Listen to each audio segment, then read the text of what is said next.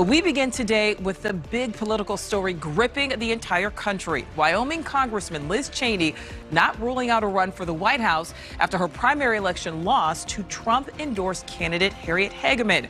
Our NewsNation teams are live this hour, set to explain what this means for Cheney, for Trump, even President Biden, as well as others who might make a bid in 2024. So let's start with NewsNation correspondent Kelly Meyer. So, Kelly, Cheney and Trump still going after each other today. Well, that's right, Nicole. And Congressman Cheney, she may be closing one chapter, but she's hinting that the book on her political career is far from finished, saying she's, quote, thinking about a potential 2024 presidential bid and will decide in the coming months. In the meantime, she's keeping her focus on former President Donald Trump.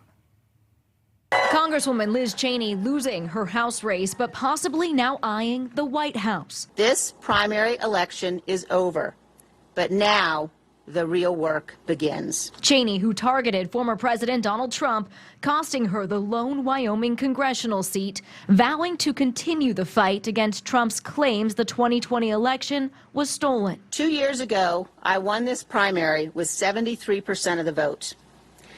I could easily have done the same again. The path was clear, but it would have required that I go along with President Trump's lie about the 2020 election. That was a path I could not and would not take. The former number 3 Republican in the House hinting today she is thinking about a potential 2024 bid and launching a new PAC, The Great Task, just hours after her primary defeat. Its main task is to stop Trump from ever stepping back into the Oval Office. Today, Trump taking a victory lap. Trump saying Cheney can now finally disappear into the depths of political oblivion.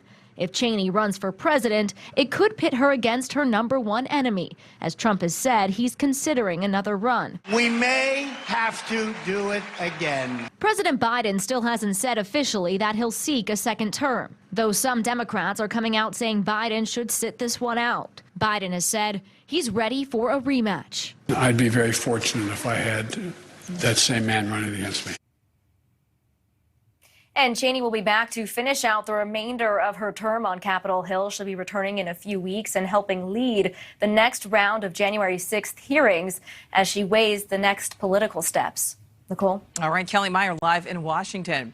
Thank you for watching. Go to newsnationnow.com to find NewsNation on your television provider. And don't forget to click the red subscribe button below to get more of NewsNation's fact-driven, unbiased coverage.